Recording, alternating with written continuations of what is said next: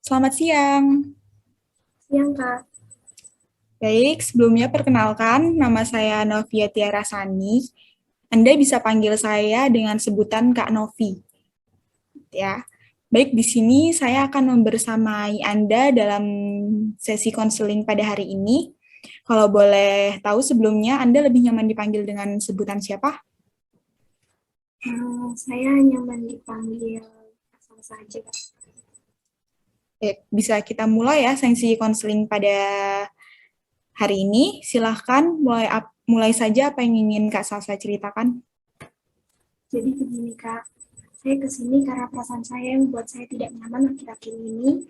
Yang saya alami itu karena masalah-masalah lalu saya dengan mantan saya, Kak. Lalu, Saya masih memiliki rasa luka gitu ya, Kak, sama mantan saya. Yang membuat saya terkadang merasa terganggu pada kegiatan sehari-hari saya, Kak. baik. Jika kakak berkenan memberitahu, apa yang membuat Kak Salsa ini sampai sekarang masih memikirkan mantan Kak Salsa? Saat saya dengan dia, saya tuh baru merasakan pertama kali menjalin hubungan gitu, serius sama orang. Selama menjalin hubungan kurang lebih 1 tahun, itu tidak selalu baik-baik saja sekarang. Ada beberapa masalah yang saya dan mantan saya lalui, tapi saya tidak pernah berpikir panjang kalau ada masalah gitu, Kak. Jadi aku anggap ya udah. Apa permasalahan yang membuat Kak Salsa ini jadi hubungannya dengan mantan Kak Salsa tidak membaik? Hmm, itu karena seiring berjalannya waktu, lama-kelamaan saya merasa mantan saya ini berbeda gitu ya, Kak. Sampai akhirnya dia membuat suatu kesalahan yang membuat saya merasa kesel, sedih, kecewa gitu, Pak, pokoknya. Itu masalah terakhir itu yang membuat saya tuh ngerasa nggak bisa dipertahankan lagi dan saya memutuskan untuk berpisah dengannya gitu, Kak. Tapi setelah uh, saya berpisah, dia tuh masih suka gangguin saya gitu loh, dan saya risih dan akhirnya saya memutuskan untuk memblokir semua akun media sosial dia, Pak.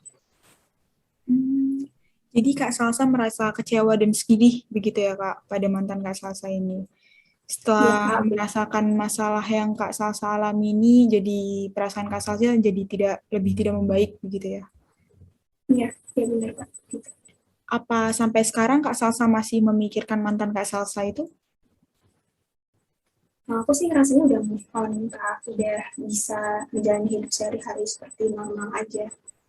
Baik. Tadi Kak Salsa mengatakan Kak Salsa sudah move on dengan mantan Kak Salsa gitu ya. Tapi sebelumnya juga Kak Salsa mengatakan perasaan Kak Salsa masih tidak nyaman dan bahkan bisa mengganggu keseharian Kak Salsa. Iya sih, Kak. Benar. Oke, apa Kak Salsa masih terbayang kejadian traumatis sebelumnya yang pernah Kak Salsa alami sehingga Kak Salsa selalu merasa tidak nyaman begitu? Agak kurang mengerti ya apa yang aku rasain, Kak, sebenarnya. Terkadang jika saya sedang bermain dengan teman saya di tempat keramaian, eh, kalau saya lihat orang pacaran tuh kayak ngerasa sedih aja gitu, Kak. Baik, sebelumnya tadi Kak Salsa bercerita jika di tempat ramai Kak Salsa merasa nggak nyaman. Ketika Kak Salsa mengalami perasaan yang nggak nyaman gitu lagi, coba Kak Salsa bisa bayangkan bahwa Kak Salsa ini sudah hebat loh melawan perasaan Kak Salsa selama ini, yang Kak Salsa alami selama ini. Buang jauh-jauh pikiran yang membuat Kak Salsa itu merasa resah gitu ya Kak. Kak Salsa ini termasuk orang yang kuat loh. Belum tentu orang lain bisa bertahan seperti Kak Salsa. Baik, Kak. Mulai sekarang akan aku coba. Ya, memang Kak, kebanyakan pasangan itu terutama pada wanita remaja ya, itu mengalami stres pada kejadian putus cinta seperti ini. Maka sebaiknya paling baik menceritakan itu pada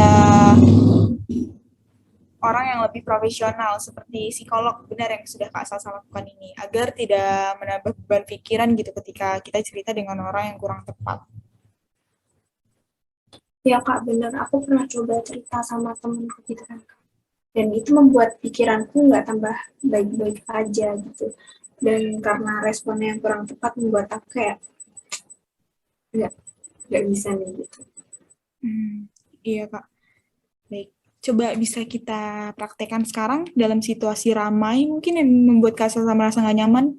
Di sini saya bisa berperan sebagai salah satu temannya Kak Salsa, yang saya sedang membawa pasangan saya keluar main dengan Kak Salsa gitu. Coba Kak Salsa bisa berperilaku secara asertif, seperti yang sudah kita pelajari tadi ya. Baik, Kak. Bisa langsung dimulai aja ya, Kak. Aku tiba-tiba ngerasa gak nyaman gitu ya. Apa yang membuat kamu ngerasa nggak nyaman? Aku bingung juga kenapa. Apa kamu sebelumnya lagi memikirkan hal apa gitu? Sebelumnya, aku melihat kamu sama pasangan itu kayak bisa main berdua, senang. Tiba-tiba aku ngerasa sedih aja, sepi. Hmm, tapi kamu tuh nggak sendiri loh, kan masih ada kita yang bisa nemenin kamu. Iya sih. Lagi pula aku harusnya udah mengikhlaskan masa laluku dan bisa enjoy aja ya main sama kalian. Makasih ya. Baik, sudah bagus nih Kak Salsa ngelakuinnya. Jika Kak Salsa ini sudah paham apa yang harusnya Kak Salsa lakukan, saya akan beri challenge ya untuk Kak Salsa.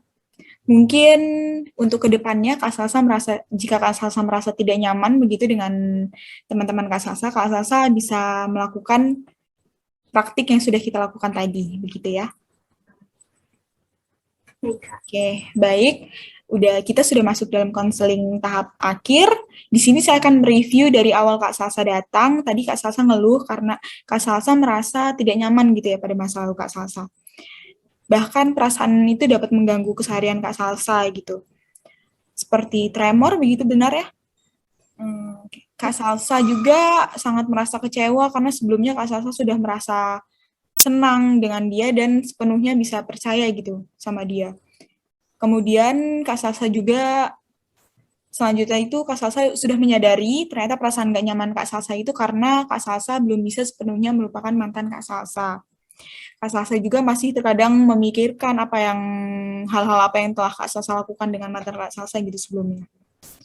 Kemudian konseling ini tadi sudah kita diskusikan strategi apa yang dapat mengubah perasaan gak nyaman Kak Salsa itu, yaitu dengan mengikhlaskan dan positif self talk gitu ya untuk diri sendiri.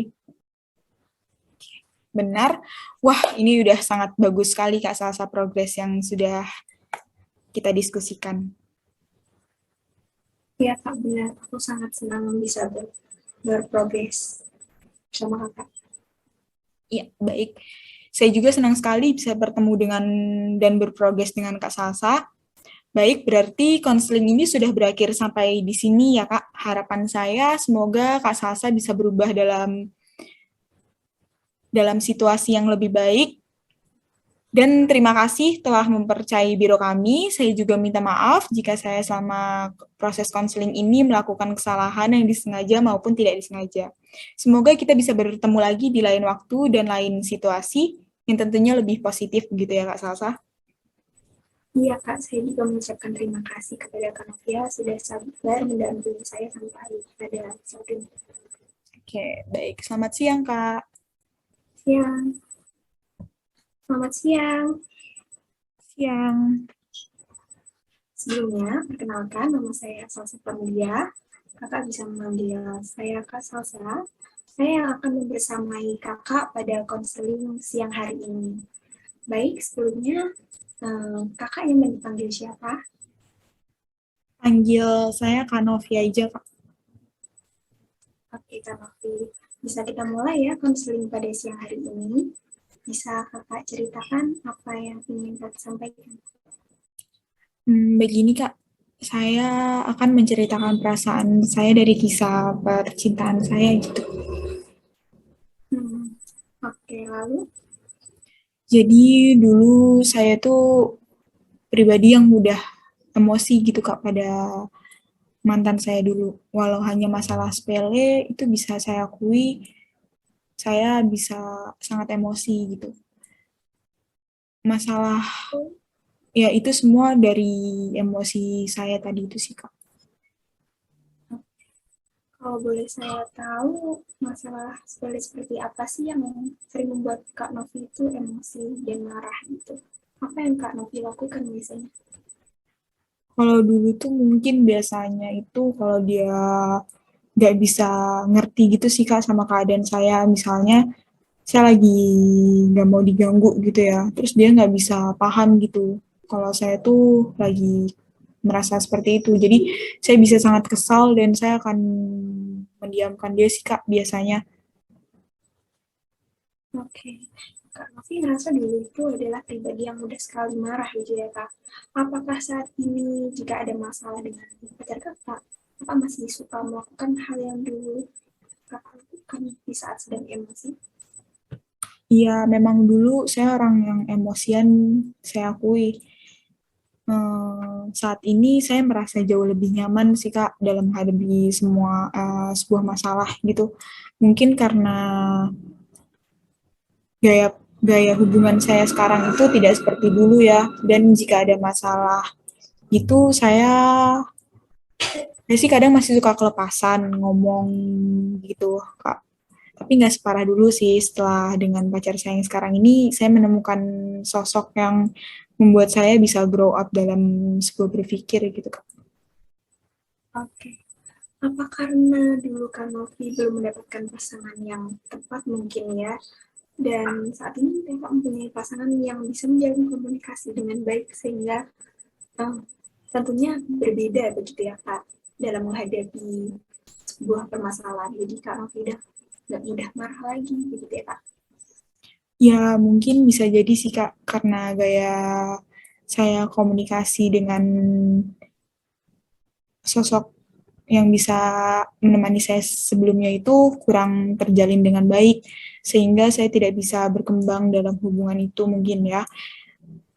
Saya sangat bersyukur sih sekarang bisa menemukan sosok yang membuat saya jadi lebih baik, lebih positif gitu dari sebelumnya, Kak. Berarti benar ya Kak, saat ini Kak Novi merasa komunikasi adalah hal yang sangat berpengaruh dalam menjalin sebuah hubungan begitu Kak Novi. Betul sekali, Kak. Komunikasi itu bisa terjalin dengan lancar antara kita itu sangat berpengaruh sekali dalam sebuah hubungan. Karena jika ada masalah dan kita bisa ceritakan dengan baik, bisa bicarakan dengan baik-baik, berpikir dengan tenang, maka masalah itu bisa cepat teratasi dan terselesaikan gitu sih, Kak. Oke, saat ini kita sudah sampai kesimpulan bahwa Kak Novi mengatakan saat ini masih terkadang emosional begitu ya Kak dengan pasangan Kakak jika memang terjadi sebuah suatu kesalahan gitu. Iya, Kak. Betul. Terkadang saya masih suka emosi dengan pasangan saya gitu sih, Kak, jika saya melakukan, jika pasangan saya itu melakukan kesalahan gitu. Menurut Kak Novi nih, apa yang bisa dilakuin Kakak untuk mengatasi hal ini? Mungkin dengan saya meredakan emosi saya dulu mungkin ya, Kak. Jika sudah tenang, saya akan mengomunikasikan dan menyelesaikan permasalahannya ini. Betul, memang benar Kak Novi. Jika kita emosi, sebaiknya memang kita meredakan emosi kita terlebih dahulu gitu ya, supaya kita bisa menyelesaikan masalah dengan tenang. Jika dengan perasaan yang sudah tenang, tentunya kita dapat menyelesaikan masalah itu dengan baik dan pasti akan menemukan jalan yang terbaik begitu ya Kak. Benar, Kak. Sebelum ini, usaha apa yang udah pernah Kak Novi lakukan nih untuk meredakan emosi kakak jika ada di situasi seperti ini? Yang sudah saya lakukan banyak sih, Kak. Mungkin salah satunya itu dengan saya berdiam tadi, karena menurut saya dengan saya diam itu masalah dapat terselesaikan gitu, Kak. Tapi ada juga sih beberapa ternyata hanya diam dan mengalah itu tidak menyelesaikan masalah ya, Kak. Ya, benar Kak.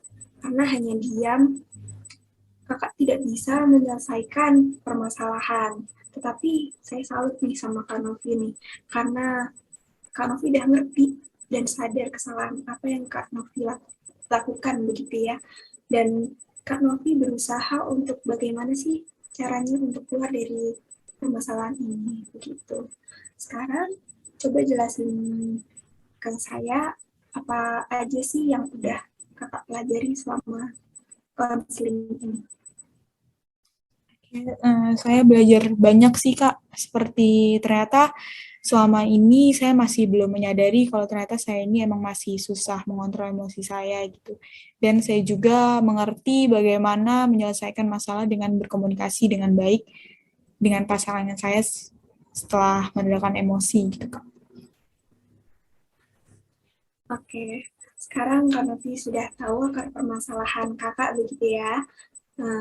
Kakak menyadari bahwa kakak masih terkadang emosi dengan pasangan kakak, walaupun sudah nggak separah dulu lagi gitu ya Kak. Dan saat ini Kak Novi udah tahu nih bagaimana menyelesaikan permasalahan jika kakak sedang emosi dan terjadi eh, miskomunikasi begitu ya dengan pasangan kakak. Kakak akan meredakan emosi kakak dulu. Setelah kakak sudah tenang, kakak akan mengkomunikasikan dengan pasangan kakak begitu ya Kak ya. Iya Kak, betul. Terima kasih ya Kak, saya nggak nyangka saya dapat menjadi seperti ini, lebih terbuka pikirannya dengan apa yang telah saya terjadi pada saya gitu. Sama-sama Kak Novia.